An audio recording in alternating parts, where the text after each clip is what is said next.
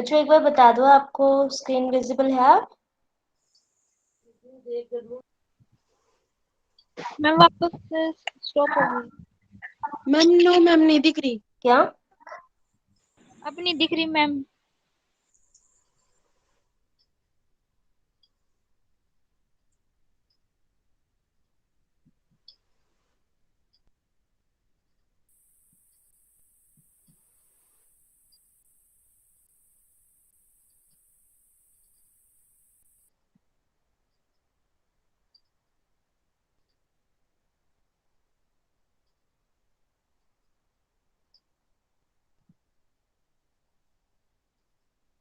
अब बताना। हो रही है ma'am yes show. Ma'am.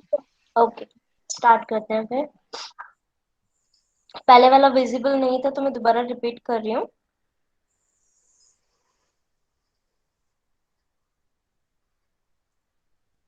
Students देखो, आज हम यहाँ पे रमन इफेक्ट करेंगे। रमन इफेक्ट जो है वो सीवी रमन नाम के आपके साइंटिस्ट थे, जिन्होंने 1928 के अंदर एक एक्सपेरिमेंट किया था परफॉर्म। ठीक है। उस एक्सपेरिमेंट के बिहाफ पे जो भी उनको रिजल्ट मिला वहां पे, उस रिजल्ट के फिनोमिना जो भी हुआ, उस फिनोमिना को, उस इफेक्ट को उन्होंने क्या नाम दिया? रमन इफेक्ट नाम दिया, अपने नाम के ऊपर। ठीक है। तो उन्होंने क्या काम किया? उन्होंने एक सैंपल लिया। इस सैंपल के ऊपर इंसिडेंट की लाइट को, ठीक है, जो कि मोनोक्रोमेटिक लाइट थी, उसको इंसिडेंट किया। तो इंसिडेंट करने के बाद उनको यहाँ पे क्या मिली? तीन लाइट जो है वो स्कैटर्ड। जैसे अपने पास तो क्या है कि ये सैंपल है, जैसे ये इंसिडेंट हुआ तो एक लाइट स्कैटर करनी चाहिए थी, ठीक है। लेकिन वहां पे उनको क्या मिली? तीन लाइन आपकी स्कैटर की उसमें मिली, ठीक है।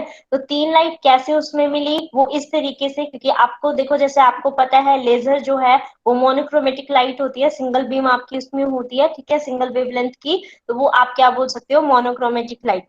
जैसे हम उसको किसी भी सैंपल के ऊपर इंसिडेंट करते हैं, तो इंसिडेंट करने के बाद हमें क्या मिली वहां पे? जब रमन ने एक्सपेरिमेंट परफॉर्म किया तो उन्होंने कहा कि वहां पे तीन आपकी स्कैटर्ड लाइट मिली, ठीक है। यानी एक आपने इंसिडेंट करी थी इसके ऊपर, और आपको कितनी स्कैटर्ड लाइट मिली? आपके तीन मिली, ठीक है। तो ये कहते हैं कि एक की जो इंटेंसिटी है आपकी, यानी कि सारी चीज, फ्रीक्वेंसी, वेवलेंथ, इंटेंसिटी, वो सारी की सारी एज इट इज थी, जैसे आपने क्या की थी? इंसिडेंट करवाई थी, ठीक है। तो जो जिस आपकी लाइट की स्कैटरिंग, जिसकी वेवलेंथ और फ्रीक्वेंसी सारी चीज आपकी इंसिडेंट से मैच करती है, उस चीज को नाम दिया रेले स्कैटरिंग, ठीक है। उसके बाद उन्होंने देखा कि दो और लाइट आपकी आ रही है वहां पे, ठीक है। ये जो दो स्कैटर्ड लाइट आई थी, उनकी जो इंटेंसिटी है, ऑब्वियसली सी बात है, जो पेरेंट जैसी है उससे तो कम होगी, है ना। तो इनकी जो इंटेंसिटी है वो तो अपने पेरेंट, यानी कि आपकी जो लैम्डा स्कैटर वाली या लेजर वाली जिसे रिले स्कैटरिंग है, उससे इंटेंसिटी कम है। लेकिन जो फ्रीक्वेंसी देखी गई, वो एक की फ्रीक्वेंसी आपकी जो आपकी रिले स्कैटरिंग है उससे फ्रीक्वेंसी कम मिली, और एक की फ्रीक्वेंसी कैसी मिली आपको? ज्यादा, ठीक है। तो जिसकी फ्रीक्वेंसी कम थी उसको नाम दिया गया कि वो है आपकी स्टोक्स लाइंस ऑफ रमन। और जो दूसरी वाली है जिसकी आपकी फ्रीक्वेंसी क्या है? ज्यादा है, उसको नाम दिया गया anti Stokes Raman lines of Raman, ठीक है। और इनके अंदर अब आपसे एक क्वेश्चन पूछा जाता है। वो क्वेश्चन क्या पूछा जाता है? वो ये पूछा जाता है कि स्टॉक और एंटी स्टॉक में से इंटेंसिटी किसकी ज्यादा होती है? ये तो पता है, अगर तीनों आपकी लाइन में लगा दी जाए, स्टॉक्स, एंटी स्टॉक्स और रिले स्कैटरिंग, इन तीनों में से सबसे ज्यादा इंटेंसिटी किसकी है? जो अपनी ओरिजिनल आएगी। लेकिन फिर ये पूछता है, चलो ये तो अपनी मैक्सिमम हो गई, अब बात आती है कि स्टॉक्स और एंटी स्टॉक्स में से किसकी आपकी इंटेंसिटी ज्यादा होगी। तो ध्यान रखना, जिसकी फ्रीक्वेंसी कम उसकी इंटेंसिटी ज्यादा, ठीक है। तो फ्रीक्वेंसी इसकी कम थी, फ्रीक्वेंसी इसकी कम थी, तो इसका मतलब इसकी इंटेंसिटी ज्यादा। इसकी फ्रीक्वेंसी ज्यादा है तो इसकी इंटेंसिटी क्या हो जाएगी? यहाँ पे कम हो जाएगी, ठीक है।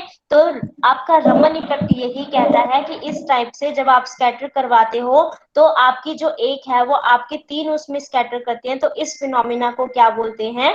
रमन इफेक्ट बोलते हैं, ठीक है। उसके बाद इसके अंदर देखो, classical theory of Raman effect, ठीक है। Classical theory of Raman effect में उन्होंने क्या किया? पहले एक आपका कोई भी वेव जैसे हमने कंसिडर कर रखी है, ठीक है, क्योंकि इसके अंदर इन्होंने ये देखा कि जो रिजल्ट है आपका क्या इस जैसे जैसा हमारा आ रहा, अभी हमने बताया है कि तीन उसमें उसकी स्कैटर लाइट आती हैं, तो वही चेक करना है अब हमें, ठीक है, कि कैसी आनी चाहिए। इसके लिए मैंने एक इस तरीके से एक आपकी वेव ले ली है और इसको इलेक्ट्रिक फील्ड के अंदर रख दिया। जैसे ही आपको पता है ये इलेक्ट्रिक फील्ड में होगी तो पोलराइजेशन होगा, वहां पोलराइज मतलब इंड्यूस होगा। तो अगर वो इंड्यूस हो रहा है आपका, तो इलेक्ट्रिक डायपोल मोमेंट वहां पे प्रोड्यूस होगा, और इलेक्ट्रिक डायपोल मोमेंट आपका किस तरीके से आप दे सकते हो, P is equal to alpha E के उसे दे सकते हो, और अल्फा क्या है आपका पोलराइजेशन कांस्टेंट, ठीक है। अब ये देखो जो पोलराइजेशन कांस्टेंट आप इसके अंदर ले रहे हो, ठीक है, लेकिन यहाँ पे भी जो हमारे वो है, तो वो हमारा वाइब्रेशनल उसमें भी और रोटेशनल उसमें भी, दोनों के उसमें आ सकता है। इसका मतलब हमें इस पोलराइजेशन कांस्टेंट को यानी कि पोलराइजेबिलिटी जो है उसको दोनों के केस में बताना पड़ेगा। कौन कौन से आपके वाइब्रेशनल के केस में भी और दूसरा आपके रोटेशनल के केस के अंदर भी, ठीक है। आपने क्या किया, जब जो भी आपने मतलब जैसे आपने इलेक्ट्रिक फील्ड प्रोवाइड करवाया, तो इलेक्ट्रिक फील्ड आपने इस बिहाफ पे करवा दिया, E is equal to E not sine omega t, ठीक है। तो जो अपना इंड्यूस्ड डायपोल मोमेंट जो अपना P है वो जो यहाँ पे प्रोड्यूस हुआ, इसके उस पे वो अपना कितना हो जाएगा, इसके डायरेक्टली प्रोपोर्शनल जितना हमने इलेक्ट्रिक फील्ड प्रोवाइड करवाया, तो वो हमारा एक क्या दे गया यहाँ पे कांस्टेंट, और कांस्टेंट के बाद इन्होंने क्या किया, पूरा दोनों कांस्टेंट आपने रोटेशनल और वाइब्रेशनल दोनों के केस के लिए बता दिया, ठीक है।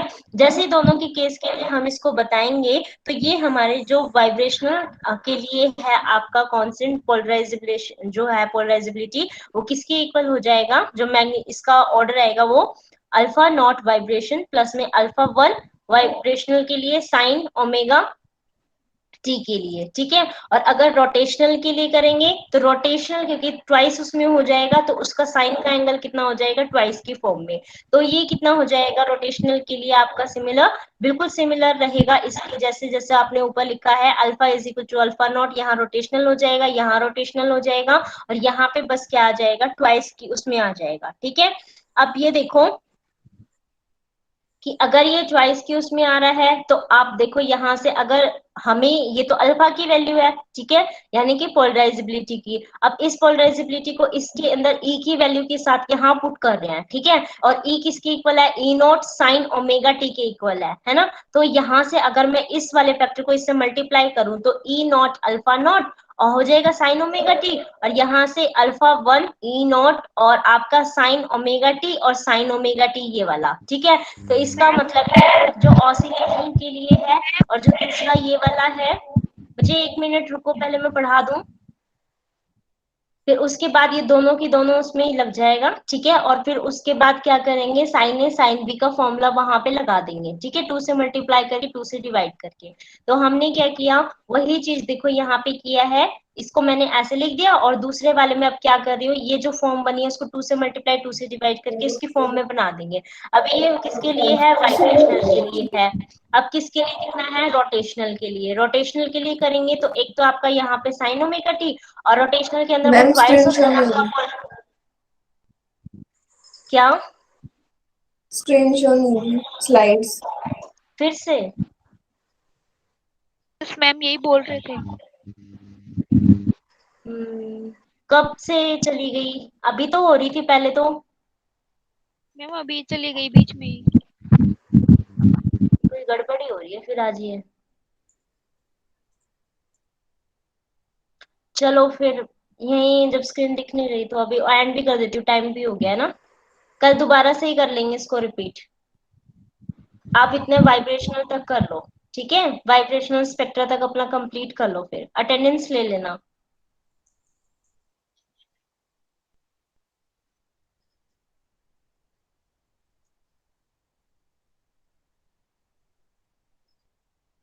ओके मुस्कान, मुस्कान वहां पे सेंड कर देना, ठीक है।